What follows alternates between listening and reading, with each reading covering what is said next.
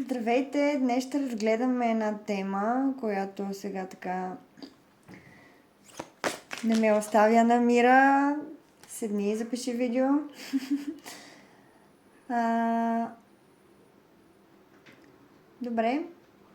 Ето сядам, ще запиша. Как ще се развият вашите взаимоотношения в близко бъдеще? Картите изключително много искат да говорят. Някаква енергия дойде при мен и се опитва да излезе наяве. Явно някой има нужда да чуе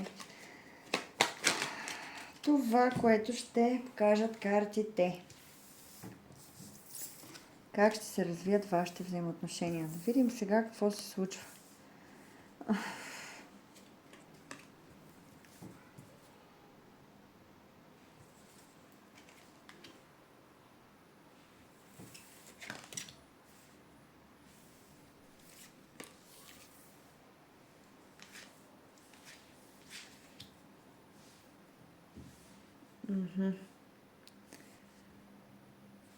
Това, което се случва, че тук ме гледат влюбени хора. Влюбени хора, обаче явно има някакви пречки между вас и човека. Не може да спите, безсънни нощи, много мисли, нещо тайно, нещо, което не ви е ясно, което не знаете, някаква илюзия може би тук.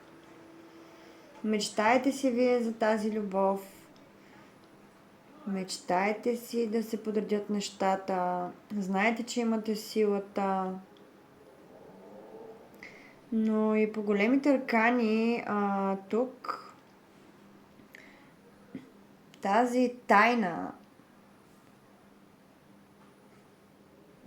тази илюзия, имате силата, имате вярата тук по тази мечта. Като вяра, вие вярвате, имате силата.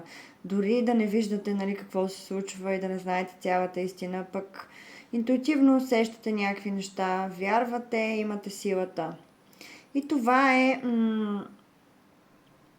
е път, който е било нужно да се измине по тези големи аркани. Знаете ли защо? За да може да се научите, че вие сте твореца на собствената си реалност и да си влезете в силата, да си творите реалността. Ще има пробуждане тук, ще се събудите от тези тайни, от тази мъгла, от тази илюзия. Определено ще разберете информацията, която е била скрита от вас и това, което ви е било нужно. И то в правилното време ще се разбере. Защото това е било нещо като един урок на вашата душа, за да видите какво искате всъщност от живота, какви са мечтите ви, за да видите колко сте силни, колко сте можещи и как може да се справяте, за да може да разберете всъщност вие какво желаете в този живот. Кои са истинските ви ценности, желания, цели, мечти. И да си влезете в ролята на кралица чаши, но и магиосникът в комбинация. Вие абсолютно вече след това, след тези безсънни нощи, след тези страдания, след това, което сте преживели, влизате в силата на вашите емоции, в личната си сила, в това да знаете как да владеете себе си, как да използвате всичко това, което ви се случва като сила и да творите. Вече в баланс да сътворите това, което искате.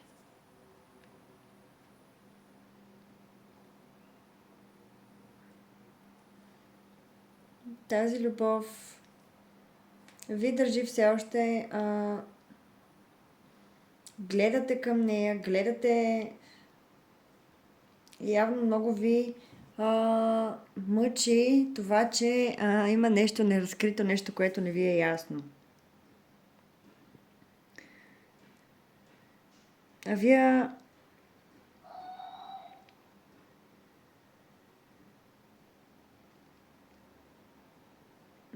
сте в нещо като очаквания, едно такова очакване, нали, мечтата ми да се сбъдне, за да се почувствам щастлива и някакси така го усещам, като нали в момента аз не мога да бъда щастлива, чакам да се сбъдне мечтата ми. Не. Почувствай се така, както ще се чувстваш, когато се сбъдне мечтата ти. Чувствай се от сега така. Направи си някакъв романтичен жест, купи си цветя, шоколад, изведи си сама на разходка. Направи нещо за себе си. От сега си давай тези приятни емоции, които си мислиш, че ще изпитваш, когато си сбъднеш мечтата. За да може да навибрираш на тая честота и да привлечеш още от същото. Добре, видяхме сега историята каква беше за тази любов, за неяснотата. Искам да питам.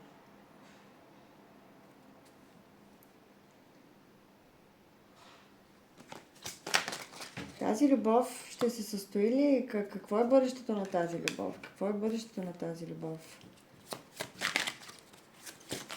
Бъдещето на тази любов. Бъдещето на тази любов е, че явно тук има някакви изградени планове от вас двамата.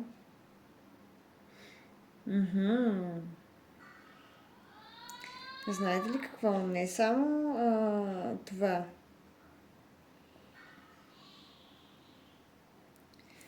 Магиосника и кралица чаши.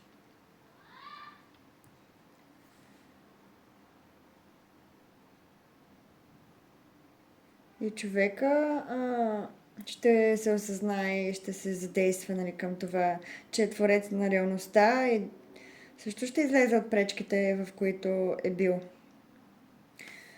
И тук пак някакви планове, които сте градили.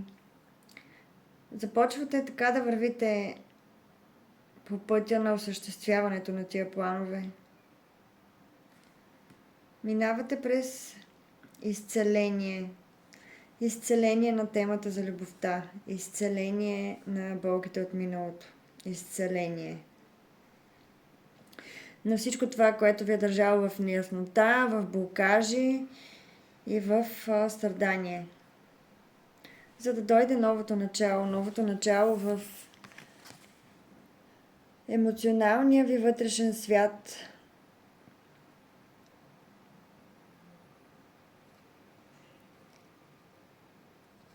В емоциите, в любовта. И след като изцелението бъде завършено,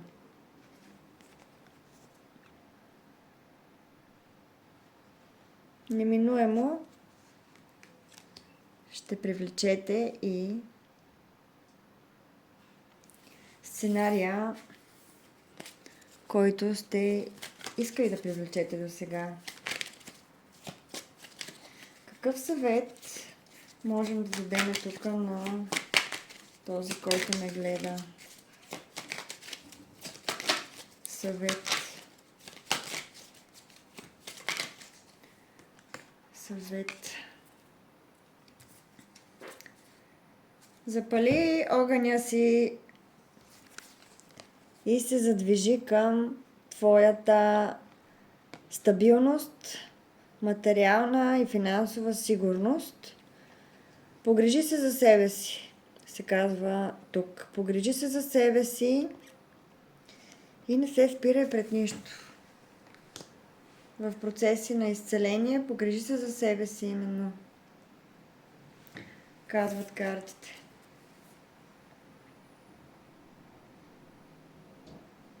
Не знам каква е тази любовна история, на който резонира ще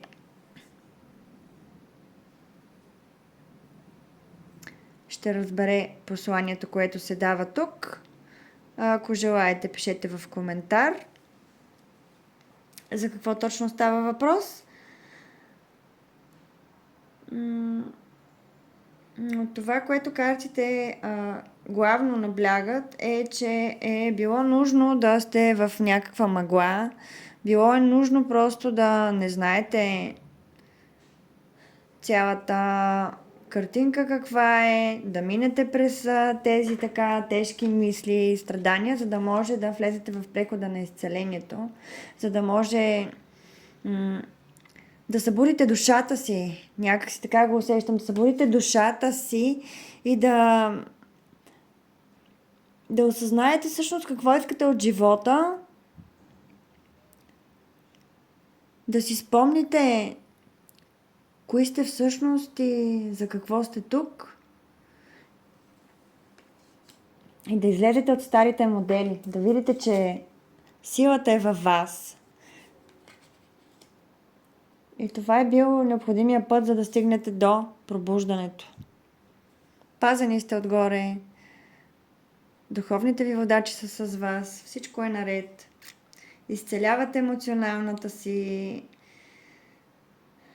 емоционалния си свят.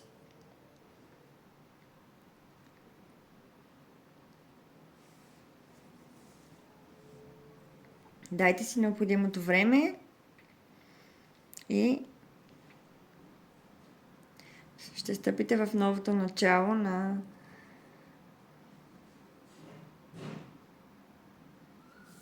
едно чисто изцелено сърце. Съвета за вас също така по времето на този преход и на това емоционално изцеление е да запалите така своя плам на любовта, която има във вас, на гнева, може би, който изпитвате за дадени ситуации и всички тези емоции да ги използвате като едно гориво към вашата стабилност и вашето развитие в материален, професионален план, да си встъпите в сигурността и стабилността на кралица Пентакли.